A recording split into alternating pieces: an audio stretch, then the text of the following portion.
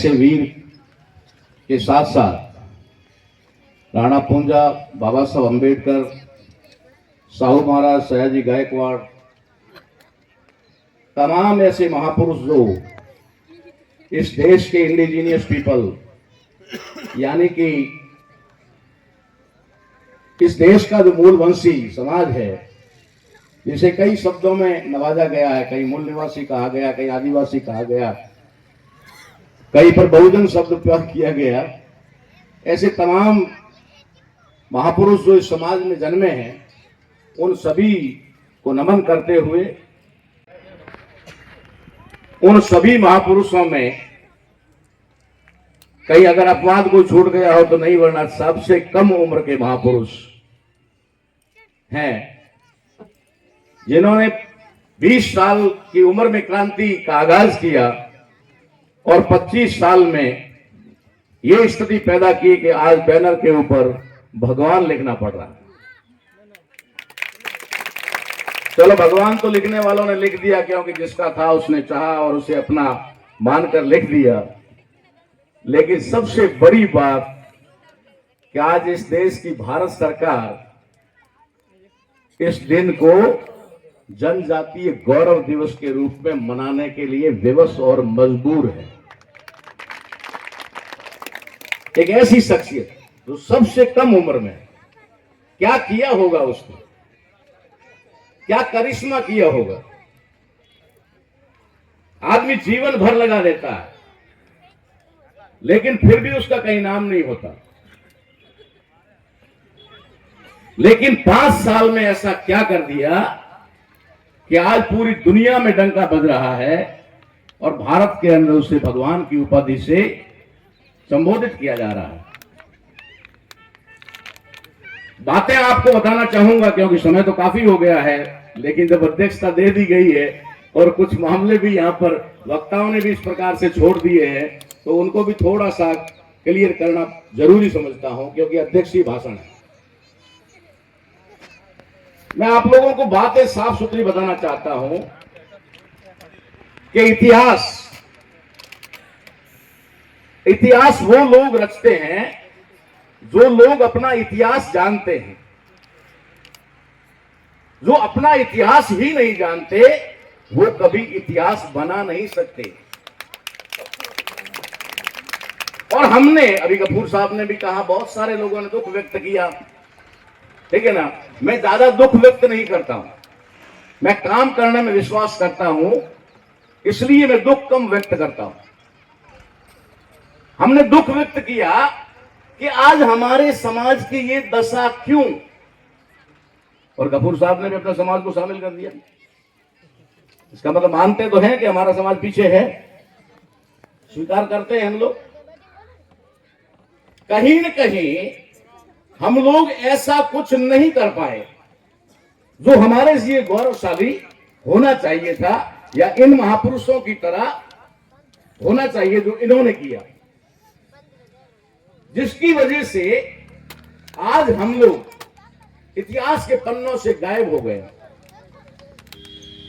और मुझे तो साहब एक आदमी ने यह तक कह दिया, बहुत समझदार सूझवान आदमी था, कि ताराराम जी अगर यही हाल रहा तो जैसे अभी डायनासोर के बारे में पढ़ाया जा रहा है ना, कि डायनासोर होते थे, कहीं ऐसा ना हो 25-50 साल बाद में ये पढ़ाया जाए कि भील ऐसे होते थे।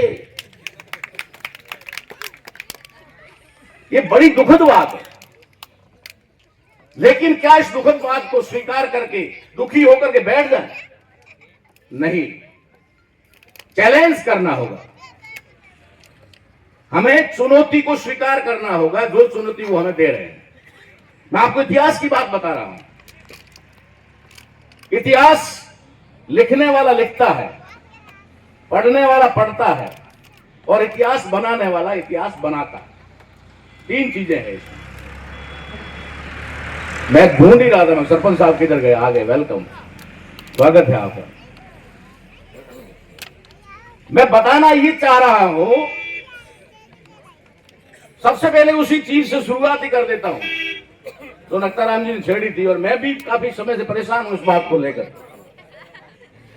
मैंने कहा भाई कोई रीना जी तक इतना मैसेज भेज दो कि शायद राणा पूंजा को भील, बाड़मेर, जैसलमेर या पश्चिमी राजस्थान में तो कहा होगा तो सबसे पहले ताराराम नहीं कहा होगा, लिखने वाला ने लिखा होगा।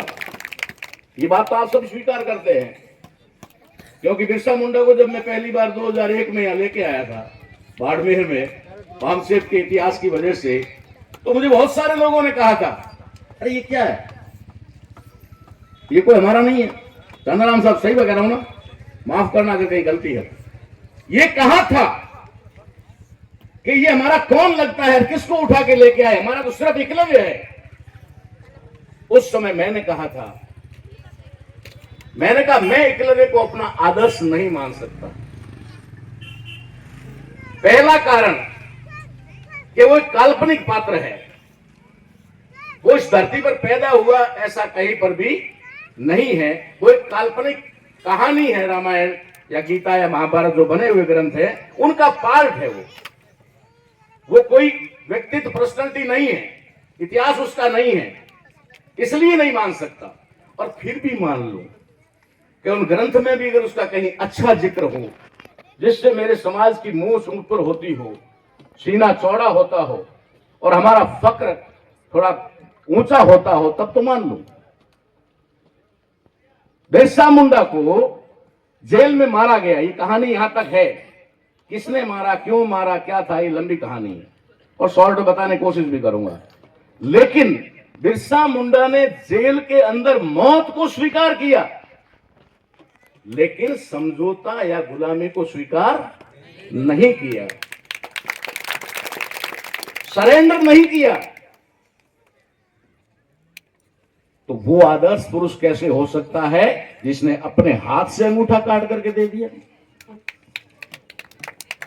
आज से 24-25 साल पहले की बात बता रहा हूं, आज नहीं बोल रहा हूं कोई नया।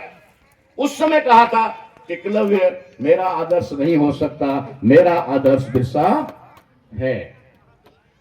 मैं बिरसा की तरह जीना चाहता हूं, मरना भी बिरसा की तरह ही चाहता हूं। इसलिए मैं ये भी कहना चाह रहा था कि रीना जी को एक मैसेज कर दो कि भाई एक नोटिस ताराराम को भेज दे। बेचारे हरीश जी ने क्या बिगाड़ा है कि क्या उसने, राजकुमार जी कल के बच्चे हैं, ठीक है ना, उनको भी इतना नहीं कह सकते, वो तो सुना उसने कह दिया होगा। और अभी आपके सामने सबूत दे दिए हैं बहुत सारे लोगों के भी। तो अगर देना है तो नोटिस हमें दो, क्योंकि जिनको तुमने नोटिस भेजा है वो माफी तो मांग सकते हैं, लेकिन वो जवाब नहीं दे सकते। जवाब हम देंगे, जवाब हम देंगे।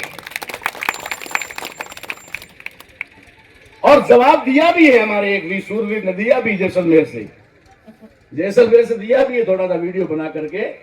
और मैं समझता हूं कि उसने सही इतिहास को खंगाला, अच्छा अध्ययन है उसका, किशन राज जी का।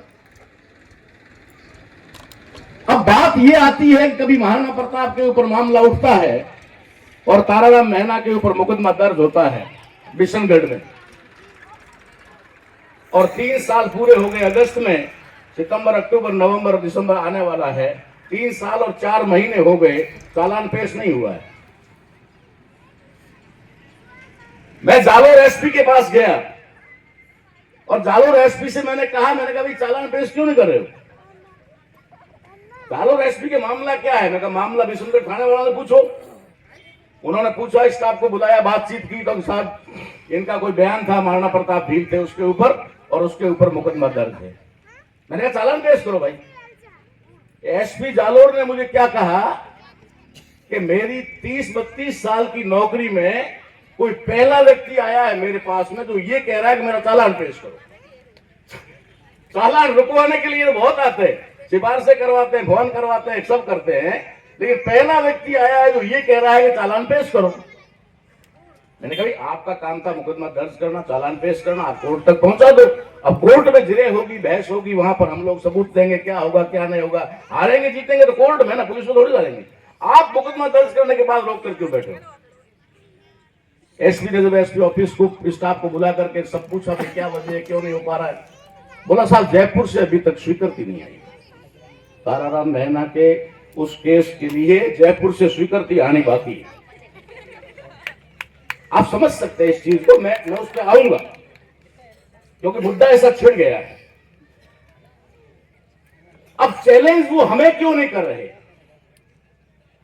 और राणा पुंजा को अब तक भील बता करके अचानक राजपूत बताने की नौबत क्या आ गई। रही बात यहां पर हमारी जो कहावत में कहते हैं 56 कोम, हमने 56 गिनती लगाई इसलिए 56 कोम का नारा दिया, वरना 36 कोम कहते हैं ना। 36 कोम में शायद 34-35 तो ऐसी होगी कपूर साहब जिनके सारे सरनेम मिलते हैं।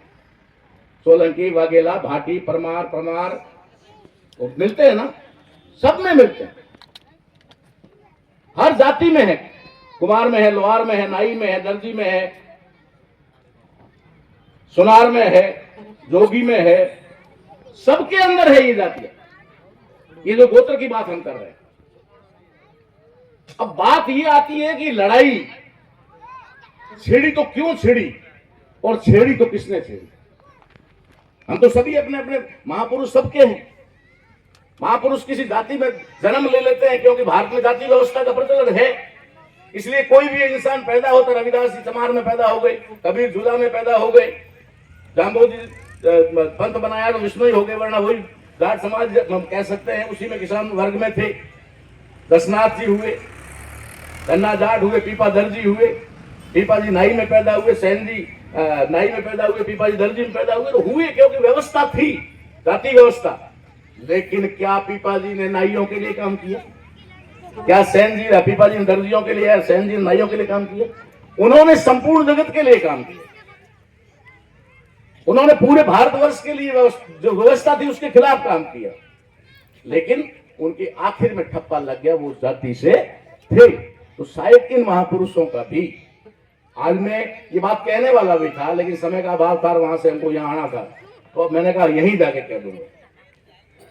आज ये स्थिति पैदा हो रही है कि जब हम, ऐसी बात नहीं है कोई किसी कौम में महापुरुष नहीं हुआ, महापुरुष हर कौम में हुए, ऐसा कोई नहीं है जिसने शहादत ना दी। शहादत सभी जातियों ने दी, सभी जाति व्यवस्था है तो उसमें जातियों का उल्लेख आएगा ही आएगा। लेकिन एक बात जो मैंने अध्ययन की, उसमें भले एक ही हो, एक ही संख्या में ज्यादा हो, लेकिन आदिवासियों की, भीलों की शहादत ज्यादा की, बाकी सबकी है। उदाहरण आपके सामने है, मानगढ़ में कितने लोगों को मारा गया? 1500 कुछ। वाव दरवाओं में कितने मारे गए? भीलोड़ा के पास में, चिठोड़ा के पास 2000 भीलों को मारा गया, कुएं में डाला गया, कुआं फट गया, भर गया। चोरी चोरा का कांड कैसे हुआ, कितने लोग मरे? यहां तो चंद्रशेखर को, भगत सिंह को, कुछ गिने चुने 2-4 चेहरों को हम लोग पढ़ करके संतुष्ट हो जाते हैं। कितनी शहादत है। इस शहादत का सबसे बड़ा कारण है कि आज अगर भारत में पड़ोसी किसी भी देश से युद्ध छिड़ जाए तो क्या हम जाएंगे लड़ने? हम नहीं जाएंगे ना। कौन जाएगा? सेना जाएगी। सेना जाएगी। सेना में भी सिस्टम है कि पहले बॉर्डर सिक्योरिटी फोर्स जो बीएसएफ है वो जाएगी, उसके बाद में आर्मी जाएगी, फिर लास्ट में एयर जो वायुसेना है वो जाएगी। सिस्टम है, लेकिन जाएगी सेना ना। तो मुझे ऐसा लगता है कि जिन जातियों या वर्ग के अंदर ज्यादा शहादत हुई है, ज्यादा शहीद हुए हैं, इसका मतलब है कि उन लोगों की इस देश की सुरक्षा की जिम्मेदारी होती है, होती है। ये कहीं भी जाइए, हर आदमी जो उस चीज से लगाव रखता है वो उसे बचाने की कोशिश करता है। अब बात आती है इसी मामले को लेकर, यहां खत्म करते हैं इसको, कि भील या राजपूत। पहली बात तो इतिहास में जाकर के हम देखें तो भील कोई कास्ट नहीं, पर्टिकुलर कास्ट भील नहीं है। ठीक वैसे ही राजपूत भी कोई कास्ट नहीं है। मानकर मान लेना, नहीं तो आप गहराई में जाना, कितना भी जा सकते हैं, पता कोई भी कहीं भी बुलाएगा ना, मैं उसका जवाब देने को तैयार हूं। ये जाति नहीं है साहब। जैसे भील है ना, ये जाति नहीं है। नाई जाति है क्योंकि बाल काटना नाई का काम है। लकड़ी का काम करने वाला सुथार उसकी जाति है, सुथार। मिट्टी के बर्तन बनाने वाला, कुंभ बनाने वाला कुंभार उसकी जाति है, क्योंकि कुंभ बनाना उसका काम है। ये कास्टिज्म है, ये जाति है, जिसको अब जाति कहा जाता है, अंग्रेजी में कास्ट कहा जाता है। और अपनी नॉट भाषा में जब मिलते हैं तो पूछते हैं भैया कई कोमरो है, ठीक है, कई कोमरो है। कोम शब्द कहां से आया? कोम शब्द आया कौम से। आपका कौम यानी कौम, धंधा क्या है? धंधे से पहचान बनी, कौम के पीछे पहचान बनी, आपके काम के पीछे पहचान बनी, इसलिए वो कौम हुआ। तो ये जो जातियां हैं जिसकी बात कर रहे हैं, भील मूल वंश है, वंश है भील वंश है। आप पढ़ सकते हैं इतिहास में कहीं भी जाकर के। और राजपूत एक आइडेंटिफाई है, तो ये अभी दी गई है, ज्यादा समय नहीं हुआ उसको, तथाकथित आजादी से कुछ समय पहले दी गई है।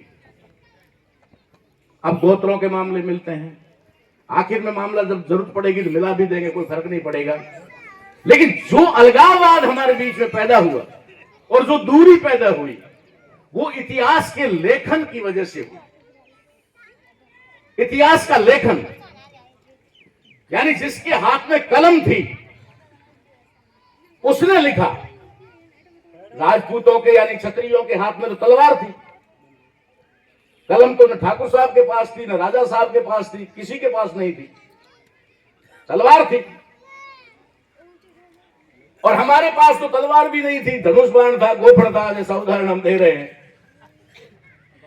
तो कलम हमारे पास कहां से आएगी? आज विवाद भीलों के और राजपूतों के बीच में खड़ा है कि राणा पुंजा राजपूत है या भील है।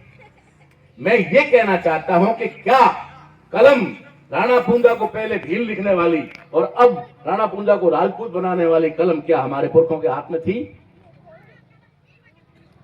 कलम किसके हाथ में थी?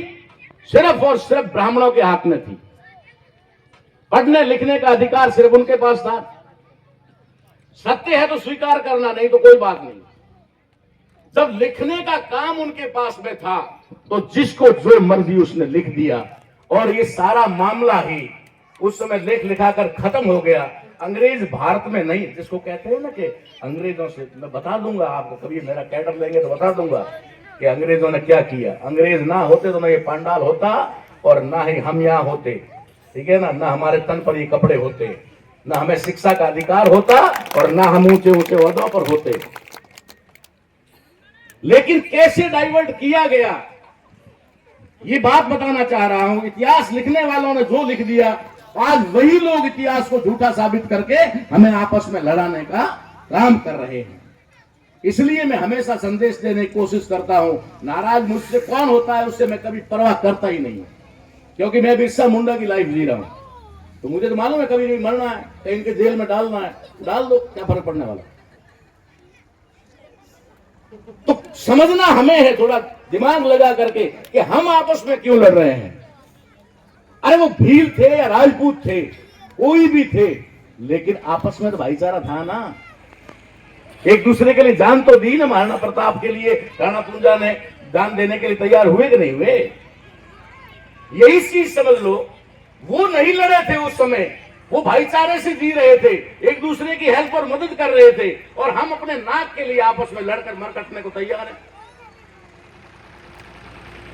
पहली बात। दूसरी, ये विद्वानों के लिए कह देता हूं कि लीगल नोटिस में कुछ नहीं होता। कोई भी वकील अपनी लेटर हेड पे लीगल नोटिस भेज सकता है, उसका सिर्फ जवाब देना होता है। कोर्ट में मुकदमा दर्ज करने के लिए उसके पास में भी पुख्ता एविडेंस होने चाहिए, तब जाकर के वो कर सकता है, ऐसे नहीं कर सकता। एक तरह से ये लीगल नोटिस, क्योंकि हमने काम किया ना, हमें पता है, हमने कई लीगल नोटिस झेले हैं और कईयों को लीगल नोटिस भेजे भी है। लीगल नोटिस का मतलब ही होता है किसी को डराना। थोड़ा सा डरा दो तो कोई भी आदमी विवाद में नहीं पड़ेगा, विवाद में पड़ना नहीं चाहेगा। इसलिए कोई भी आकर के सामने से कहेगा साला अपनी पूरी राजनीति धूमिल हो जाएगी। इसलिए क्या करना, थोड़ा सा कह दो भाई, अगर किसी की भावना को आहत पहुंची हो तो मैं माफी चाहता हूं। लेकिन जिनके पास सबूत होते हैं ना, वो डॉक्टर राम जी खड़े होकर कहते हैं आहत होती है तो होती है, कितनों की होती है, हमें कोई फर्क नहीं पड़ता। सच बोलने जरा से अगर किसी की भावनाएं आहत होती है तो हम तो भावनाएं आहत पैदा करने के लिए ही पैदा हुए। अब रही बात कि हम लोग तीन पहचान में जिंदा हैं, एक जाति यानी कौम, दूसरी गोत्र और तीसरा नुख, जिसका नक्काराम जी कह रहे चौहान हूं, मैं भी चौहान हूं, ठीक है, और ये मेरे ससुराल वाले और हाँ लाड़े लाड़ गानो है। ये है ना, ये नुख है, इसको हम लोग क्या बोलते हैं, नो भाषा में थोड़ा नुख की है, नख नख की है, कौन नखरो मतलब ये जड़ मूल। आदमी ने बाड़ा है लकड़ों में पूरे टाइम ये दो तो नख को बढ़े बीजू हैंग बढ़ जाए, ये जड़ है। तो ये हमारी पहचान है, राठौड़, चौहान, वाघेला, भाटी, परवार, पंवार, सोलंकी, ये हमारी मूल पहचान है। कौम यानी जाति काम और धंधे के आधार पर दी गई है, और गोत्र हमारे अंदर रिश्तेदारी करने के लिए हमारे पुरखों ने मजबूरी वश बनाई ताकि ताबर लेना लेना हो रहा है। तो अब आखिरी मामला पड़ाव में जाकर के आता है। इस मामले को अगर क्लोज करें हम तो सर जी एक ही बात मैं राजपूत समाज से भी निवेदन करता हूं कि आज भी ठीक वैसे ही हो रहा है जिस समय पहले हुआ था। उस व्यवस्था में हमारे गांवों के अंदर जो भी हष्टपुष्ट और चलता फुरता आदमी होता था, लगान वसूली उसे ही देंगे ना, या बिना योग्य व्यक्ति किसी पटवारी भर्ती कर लेंगे? हम नहीं करेंगे। तो पहले जमाने में हमारे गांव के अंदर की अनाज की जो लगान वसूली करनी होती थी, उसके लिए गांव के किसी ढंग के आदमी को जिम्मेदारी दी जाती थी, और वो जब लगान वसूल करता था तो किसान क्या करता था कि अब लगान लेने आ रहे हैं और वो कहीं मेरे बच्चों के लिए थोड़ा बहुत अनाज छोड़ कर जाए, इसके लिए मान मनवार बढ़िया इज्जत चारपाई वगैरह देते थे।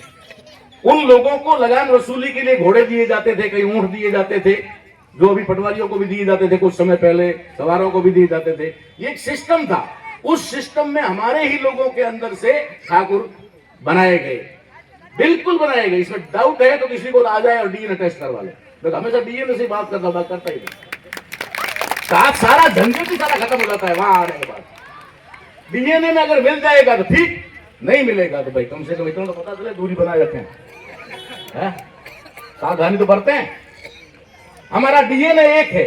अब आप कहेंगे कि यार कैसे कह सकते हो ये बात आप, हमारे और रहन सहन में फर्क है, आपके उस खान पान में फर्क है, हमारी बॉडी में फर्क है, हमारे चेहरों में फर्क है।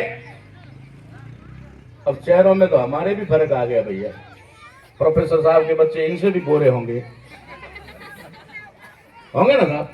जिस घर में सुविधा मिलेगी बच्चों को या रहने सहने का इज्जत खान मिलेगा, खान पान अच्छा होगा, उसकी बॉडी अपने आप उस हिसाब से होगी। ये फर्क इतना ही है। और यही बात मैं यहां बताना भी चाह रहा हूं कि धीरे धीरे अभी हम लड़े भले ही दूसरों से, लेकिन हमारे अंदर भी दो भाग हो रहे हैं ना। हर कर्मचारी चाहता है कि मेरे बेटे का रिश्ता किसी कर्मचारी के यहां ही हो, है ना, ये बराबरी वाला। तो फिर जो गरीब है, जो खेती कर रहा है, मजदूरी कर रहा है, उसके साथ तो हमारा रिश्ता रहेगा ही नहीं।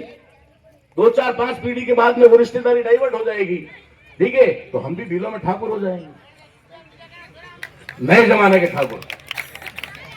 फिर उनके साथ अत्याचार शुरू कर देंगे। अभी हो रहा है मामला मध्य प्रदेश में, तो आपने सुना होगा। मध्य प्रदेश में भिलाला जो है, भील है, भिलाला है, भिलालाओं को राजपूत घोषित कर दिया हो। अभी 2 4 साल से चल रहा है। और भीलों के साथ में भिलाला जो है वो वंश भी शेयर नहीं कर रहे। ये घमासान मच चुका है।